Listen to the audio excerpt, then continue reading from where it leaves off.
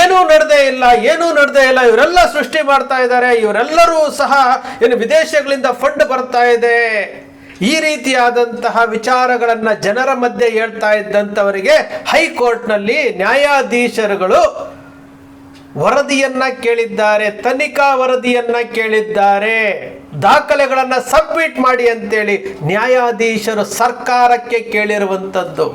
ಸರ್ಕಾರ ಹೇಳಿದೆ 2010 ಹಿಂದೆ ಎಲ್ಲ ಡಾಕ್ಯುಮೆಂಟ್ಗಳನ್ನು ಸುಟ್ಟಾಕ್ಬಿಟ್ಟಿದ್ದೀವಿ ಅಂತ ಹೇಳ್ತಾರೆ. 2010 ನಂತರ ದಾಖಲೆಗಳನ್ನು ಕೊಡಬೇಕಲ್ಲ ಇವರು. ಇಲ್ಲಿ ಏನೂ ನಡೆದೇ ಇಲ್ಲ ಅಂತಂದ್ರೆ 74 ಅಪರಿಚಿತ ಏನು ಶವಗಳನ್ನು ಹೂತು ಹಾಕಿರೋದ್ರ ಬಗ್ಗೆ ದಾಖಲೆ ಇರಬೇಕಲ್ವಾ?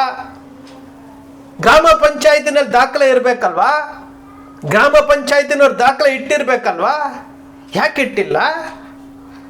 ಇವರು ಉದ್ದುದ್ದ ಮಾತನಾಡ್ತಾರಲ್ಲ, ಗ್ರಾಮ ಪಂಚಾಯತಿಯ ಮಾಜಿ ಅಧ್ಯಕ್ಷ ಉಪಾಧ್ಯಕ್ಷರುಗಳು ಪ್ರೆಸ್ ಮೀಟ್ ಮಾಡ್ತಾರಲ್ಲ, 74 ಜೀವ ಅಲ್ವಾವು? ಒಂದು ಫೋಟೋಗ್ರಾಫಿ ಇಲ್ಲಂತೆ, ಒಂದು ಪತ್ರಿಕೆ ಹೇಳಿಕೆ ಇಲ್ಲಂತೆ, ಸಂಬಂಧಿಕರಿಗೆ ವಿಷಯ ತಿಳಿಸಿಲ್ವಂತೆ, ಇವರು ಪ್ರೊಸೀಜರ್ ಫಾಲೋ ಮಾಡಿಲ್ಲಂತೆ, ಇವರು ಇಷ್ಟ ಬಂದಂಗೆ ಸುಟ್ಟಾಕ್ತಾರಂತೆ. ಆದರೂ ಸಹ ಏನೂ ಕೇಳಬಾರ್ದಂತೆ. ಏನಾದರೂ ಕೇಳಿಬಿಟ್ರೆ ಅವರ ಮೇಲೆ ಏನು ದಡೀರಂತ ಒಂದು ಗುಂಪು ಅದನ್ನು ಏನು ಅವ್ರ ವಿಡಿಯೋಗಳನ್ನು ಲಾಕ್ ಮಾಡಿಸೋದು, ವಿಡಿಯೋಗಳನ್ನ ಡಿಲೀಟ್ ಮಾಡಿಸೋದು, ಕೋರ್ಟಿಗೆ ಸುದ್ದಿ ಹಾಕ್ಸೋದು, ಇದೇ ಕೆಲಸ ಮಾಡಿದ್ರೆ ಹೇಗ್ರಿ? ಇದು ಪ್ರಜಾಪ್ರಭುತ್ವ. ಇಲ್ಲಿ ಯಾರು ದೊಡ್ಡವರಲ್ಲ. ಪ್ರಜಾಪ್ರಭುತ್ವ ಸಂವಿಧಾನದಲ್ಲಿ ಎಲ್ಲರೂ ಸಹ ಒಂದೇ ಥರ ಈಕ್ವಾಲಿಟಿ ಇರೋದ್ರಿಂದಲೇ ಇವತ್ತು ನಾವು ಮಾತನಾಡ್ತಾ ಇರುವಂಥದ್ದು. ಆದರೆ ಇಲ್ಲಿ ಏನಾಗ್ತಾ ಇದೆ ಅಂತಂದರೆ, ಯಾರನ್ನೂ ರಕ್ಷಣೆ ಮಾಡೋದಕ್ಕೆ 74 UDRಗಳ ಬಗ್ಗೆ ಏನು ವರದಿ ಕೇಳಿದೆಯಲ್ಲ, ಇಲ್ಲಿ ತಪ್ಪು ನಡೆದಿದೆ ಅಂತ ತಾನೇ ಸರ್ಕಾರ ಇವತ್ತು ಕಳೆದ ಬಾರಿನೇ ಕೊಡಬೇಕಾಗಿತ್ತು. ಆದರೆ ಈ ಬಾರಿ ಅಬ್ಜೆಕ್ಷನ್ ಹಾಕಿದೆ. ಅಬ್ಜೆಕ್ಷನ್ ಹಾಕಿದ್ಮೇಲೂ ಸಹ ನ್ಯಾಯಮೂರ್ತಿಗಳು ಏನೋ ಒಂದು ಆದೇಶವನ್ನು ಕೊಟ್ಟಿದ್ದಾರೆ ಅಂತಂದರೆ, ಇವರು ಜುಲೈ ತಿಂಗಳಲ್ಲಿ ಏನು ಕೋರ್ಟಲ್ಲಿ ಇವರು ಸಬ್ಮಿಟ್ ಮಾಡಬೇಕಲ್ವಾ? ಅಥವಾ ಅಲ್ಲೂ ನಾಟಕ ಮಾಡ್ತಾರಾ? ಅಲ್ಲಿ ಜವಾಬ್ದಾರಿ ಹೊತ್ತಿರುವಂತಹ ಗ್ರಾಮ ಪಂಚಾಯತಿಯವರು ಉತ್ತರ ಕೊಡಬೇಕಲ್ಲ. ಅವತ್ತು ಚಿನ್ನಯ್ಯ ಬಂದಿದ್ದ ತಕ್ಷಣವೇ ಗ್ರಾಮ ಪಂಚಾಯಿತಿಯ ಮಾಜಿ ಅಧ್ಯಕ್ಷ ಬಂದು ಮೀಡಿಯಾಗಳ ಮುಂದೆ ಹೇಳಿದ್ನಲ್ಲ, ಈ ಭಾಗದಲ್ಲಿ 100ಕ್ಕೂ ಹೆಚ್ಚು ಶವಗಳನ್ನು ಊತ ಹಾಕಿದ್ದೀವಿ ಅಂತ ಸ್ಟೇಟ್ಮೆಂಟ್ ಕೊಟ್ಟ. ಈ ಭಾಗದಲ್ಲಿ 70ಕ್ಕೂ ಹೆಚ್ಚು ಪೋಸ್ಟ್ ಮಾರ್ಟಮ್ ಮಾಡಿದ್ದೀವಿ ಅಂತೇಳಿ ಒಬ್ಬರು ಫೋರೆನ್ಸಿಕ್ ಲ್ಯಾಬ್ನ ಇವರು ಡಾಕ್ಟ್ರು ಮಾತನಾಡ್ತಾರೆ. ಮತ್ತೊಬ್ಬ ಆಟೋ ಡ್ರೈವರ್ ಹೇಳ್ತಾನೆ, ಬಂಗ್ಲೆಗೂಡದಲ್ಲಿ 100 ಹೆಣಗಳನ್ನು ತೋರಿಸ್ತೀವಿ ಅಂತಾರೆ. ಅವರೆಲ್ಲ ಏನಾದರೂ ಯೂಟ್ಯೂಬರ್ಸ್ ಹೋಗಿ ಅಲ್ಲಿ ವರದಿ ಮಾಡಿದ ತಕ್ಷಣ ಅವರಿಗೆ ಧಮಕಿ ಹಾಕ್ತಾರೆ ಅಂತಂದರೆ, ಇಲ್ಲಿ ಏನೋ ತಪ್ಪು ನಡೆದಿದೆ ಅಂತ ತಾನೆ. ಕುಡ್ಲಾರಾಮ್ ಪೇಜು ಮತ್ತು ಹಬೀಬರ ಮೇಲೆ ಹಲ್ಲೆ ಮಾಡ್ತಾರೆ ಅಂತಂದರೆ ಇಲ್ಲಿ ಏನೋ ನಡೆದಿದೆ ಅಂತ ತಾನೆ. ಏನೂ ನಡೆದಿಲ್ಲ ಅಂತಂದರೆ ಇವ್ರಿಗೆ ಯಾಕೆ ಭಯ ಬರ್ತಿತ್ತು? ಹಲ್ಲೆ ಮಾಡ್ತಾರೆ, ಧಮಕಿ ಹಾಕ್ತಾರೆ, ನೀವು ಬರಬೇಡಿ ಅಂತಾರೆ. ಇಲ್ಲಿ 100 ಹೆಣಗಳಿದೆ ಅಂತೇಳಿ ಬಂಗ್ಲೆಗುಡ್ಡದ ಒಬ್ಬ ಆಟೋ ಡ್ರೈವರ್ ಹೇಳ್ತಾನೆ. ಗ್ರಾಮ ಪಂಚಾಯತಿಯ ಜವಾಬ್ದಾರಿಯುತವಾದ ಗ್ರಾಮ ಪಂಚಾಯತಿಯ ಮಾಜಿ ಅಧ್ಯಕ್ಷ ಹೇಳ್ತಾರೆ, ಅಲ್ಲಿ ಇತ್ತು, ನಾವು ನೋಡಿದ್ವಿ ಅಂತ ಹೇಳ್ತಾರೆ. ಅದೇ ಚಿಹ್ನೆಯನ್ನು ಉಲ್ಟಾ ಹೊಡಿಸ್ತಾರೆ. ಸಿಕ್ಕಿರುವಂಥ 3 ಅಸ್ಥಿ ಪಂಜರಗಳ ಕತೆ ಏನಾಯಿತು ಅಂತ ಗೊತ್ತಿಲ್ಲ. SIT ಎಷ್ಟು ವೇಗವಾಗಿ ಕೆಲಸ ಮಾಡ್ತಿತ್ತು ಅಷ್ಟೇ ಡೌನ್ ಆಗಿದೆ. ಇವೆಲ್ಲವೂ ಸತ್ಯ ಅಲ್ವೇನ್ರಿ? ಹೊರಗಡೆ ಬರಬೇಕಲ್ಲ ಎಲ್ಲನೂ. ಹೋರಾಟಗಾರರನ್ನ ಗುರಿಯಾಗಿಸ್ಕೊಳ್ಳುವಂಥದ್ದು, ಮಹೇಶ್ ಶೆಟ್ಟಿ ತುಮ್ರೋಡಿಯನ್ನು ಸೈಲೆಂಟ್ ಮಾಡಿಸೋದಕ್ಕೆ ಏನೇನು ವಾಮಮಾರ್ಗಗಳು ಬೇಕು ಮಾಡುವಂಥದ್ದು, ಗಿರೀಶ್ ಮಟ್ಟಣ್ಣನವ್ರ ಮೇಲೆ ಅವರು ಫಾಲೋ ಅಪ್ ಮಾಡುವಂಥದ್ದು, ಅವರ ತಪ್ಪುಗಳನ್ನು ಹುಡುಕುವಂಥದ್ದು, ಜಯಂತ್ ಅವರ ತಪ್ಪುಗಳನ್ನು ಹುಡುಕುವಂಥದ್ದು, ಹೋರಾಟಗಾರರ ಮಧ್ಯೆ ಭಿನ್ನಮತ ಸೃಷ್ಟಿ ಮಾಡೋದಕ್ಕೆ ಏನೇನು ಕುತಂತ್ರಗಳನ್ನು ಮಾಡಬೇಕು, ಗೂಢಾಚಾರನ ಬಿಡಬೇಕು, ಸ್ಪೈಗಳನ್ನು ಬಿಡಬೇಕು, ವಿಷಕನ್ಯರನ್ನು ಬಿಡಬೇಕು, ಎಲ್ಲವನ್ನು ಬಿಟ್ಟಾಗಿದೆಯಲ್ಲ.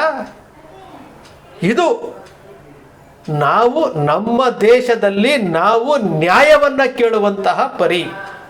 ಆದರೂ ಸಹ ನ್ಯಾಯಾಲಯ ಇವತ್ತು ಏನು ಆದೇಶ ಕೊಟ್ಟಿದೆ, ಆ ಆದೇಶದ ಪ್ರಕಾರ ಜುಲೈ ತಿಂಗಳಲ್ಲಿ ಇವರು ವರದಿಯನ್ನು ಕೊಡಬೇಕಲ್ಲ, ತನಿಖಾ ವರದಿಯನ್ನು ಕೊಡಬೇಕಲ್ಲ, ಇಲ್ಲಿ ಆಗಿರುವಂಥ ಪ್ರೊಸೀಜರ್ ಕಾಪೀಸ್ ಕೊಡಬೇಕಲ್ಲ. ನೋಡೋಣ, ಜುಲೈ ತಿಂಗಳು, ಇದು ಮಾರ್ಚ್ ತಿಂಗಳು, ಇನ್ನು 4 ತಿಂಗಳು ಟೈಮ್ ಇದೆ. ನೋಡೋಣ ಯಾವ ರೀತಿ ಕೊಡ್ತಾರೆ ಇವರು, ಏನೇನು ಕೊಡ್ತಾರೆ, ನಾಟಕ ಮಾಡ್ತಾರಾ, ಟೈಮ್ ತಗೊಳ್ತಾರಾ, ಟೈಮನ್ನು ಕಿಲ್ ಮಾಡ್ತಾರಾ ನೋಡಬೇಕಲ್ಲ. ಆದರೆ ಸತ್ಯ ಅನ್ನೋದು ಸಾಯಲ್ಲ. ಸತ್ಯ ಯಾವತ್ತಿದ್ರೂ ಗೆಲ್ಲಲೇಬೇಕು, ಗೆದ್ದೇ ಗೆಲ್ಲುತ್ತೆ. ಇಷ್ಟೊಂದು ಮೋಸ, ಇಷ್ಟೊಂದು ಅನ್ಯಾಯ, ಇಷ್ಟೊಂದು ದ್ರೋಹ ಮಾಡ್ತಾರೆ ಅನ್ರಿ 74 UDRಗಳಿಗೆ. ಆದರೆ ಆ ಜೀವಗಳಿಗೆ ಬೆಲೆ ಅನ್ನೋದು ಇರುತ್ತಲ್ವ. ಇವತ್ತು ಬಂಗ್ಲೆ ಗುಡ್ಡದ ಮೇಲೆ ಸಿಕ್ಕಿರುವಂತಹ ಮೂಳೆಗಳು ಯಾರದ್ರಿ? ಸುಮ್ಮನೆ ಹೋಗ್ಬಿಟ್ಟು ಯಾರಾದರೂ ಸತ್ತಾಗ್ಬಿಡ್ತಾರ? ಚೆನ್ನಯ್ಯ 3 ಅದು ಊತಾಕಿರುವ ಜಾಗದಲ್ಲಿ 3 ಅಸ್ಥಿ ಪಂಜರಗಳು ಸಿಕ್ಕಿರ್ಬೋದು. SIT ಅವರು ನ್ಯಾಯಾಲಯಕ್ಕೆ ಕೊಟ್ಟಿದ್ದಾರೆ. ಅಲ್ಲಿನ ಜನಕ್ಕೆ ಸ್ವಲ್ಪನಾದರೂ ಹೌದು ಆ 3 ಯಾರದ್ದು, ಆ 3 ಆದರೂ ಯಾರದ್ದು ಅಂತ ಕೇಳಬೇಕಲ್ಲ, ಯಾರು ಊತ ಹಾಕಿದ್ರು ಅಂತ ಕೇಳಬೇಕಲ್ಲ. ಗ್ರಾಮ ಪಂಚಾಯತಿಯವರು ಅಧಿಕೃತವಾಗಿ ಊತ ಹಾಕಿದರೆ ಒಂದು ಜಾಗ ಅಂತ ಇರ್ತಿತ್ತು. ಇಲ್ಲಿ ಚಿನ್ನಯ್ಯ ಊತ ಹಾಕಿದ್ದಾರೆ ಅಂತ ಹೇಳಿದಾಗ ಚಿನ್ನಯ್ಯನಿಗೆ ಹೇಳ್ದವ್ರು ಯಾರು? ಚಿನ್ನಯ್ಯ ಹೇಳ್ತಾ ಇರುವಂಥ ವಿಡಿಯೋಗಳಲ್ಲಿರುವಂಥ ಸತ್ಯವನ್ನು ನಾವು ಹೊರಗಡೆ ತೆಗಿಬೇಕಲ್ಲ. ಹಾಗಾದರೆ ನಾವು ದ್ರೋಹ ಮಾಡ್ಕೊಂಡಂಗಾಗುತ್ತಲ್ಲ ಮುಚ್ಚಾಕಿದ್ರೆ.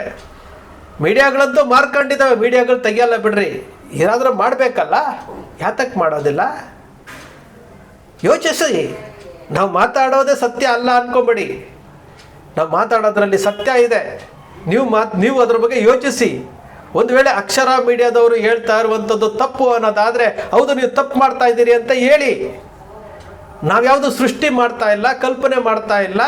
ನಾವು ಹೇಳ್ತಾ ಇರುವಂತಹ ವಿಚಾರ ಅಲ್ಲಿ ಅನ್ಯಾಯ ಆಗಿದೆ.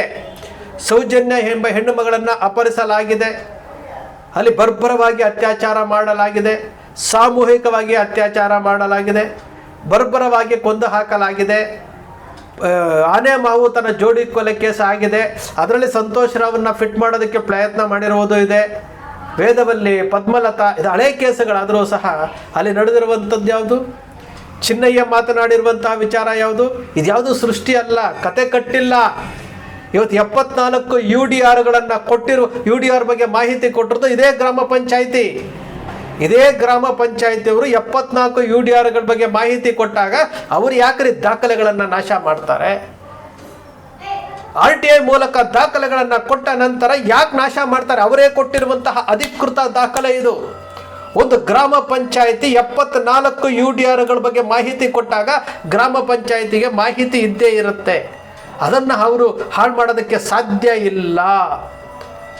ಪೊಲೀಸ್ ಸ್ಟೇಷನಲ್ಲಿ ಸುಟ್ಟು ಹಾಕಿರ್ಬೋದು, ಆದರೆ ಇಲ್ಲಿದ್ದೇ ಇರುತ್ತಲ್ಲ. ಇವರಿಬ್ಬರೂ ಸಹ ತಪ್ಪಿತಸ್ಥರಾಗ್ತಾರೆ. ಪೊಲೀಸ್ ಇಲಾಖೆ ಮತ್ತು ಗ್ರಾಮ ಪಂಚಾಯಿತಿಯವರು ತಪ್ಪಿತಸ್ಥರಾಗ್ತಾರೆ. ಬರಬೇಕ್ರಿ, ಎಲ್ಲವೂ ಹೊರಗಡೆ ಬರಬೇಕು, ಸತ್ಯ ಹೊರಗಡೆ ಬರಬೇಕು. ಸತ್ಯಮೇವ ಜಯತೆ, ಸತ್ಯ ಹೊರಗಡೆ ಬರಬೇಕು. ಅಲ್ಲಿಯವರೆಗೂ ನಮ್ಮ ಹೋರಾಟ ಮುಂದುವರಿಯುತ್ತಾನೇ ಇರುತ್ತೆ. ಎಷ್ಟೇ ಕುತಂತ್ರಗಳನ್ನು ಮಾಡಿ, ಎಷ್ಟೇ ವಾಮ ಮಾರ್ಗದಲ್ಲಿ ಹೋದರೂ ಸಹ ಹೋರಾಟಗಾರರ ಆತ್ಮಸ್ಥೈರ್ಯವನ್ನು ಕುಗ್ಗಿಸೋದಕ್ಕೆ ಯಾರಿಂದಲೂ ಸಾಧ್ಯ ಇಲ್ಲ.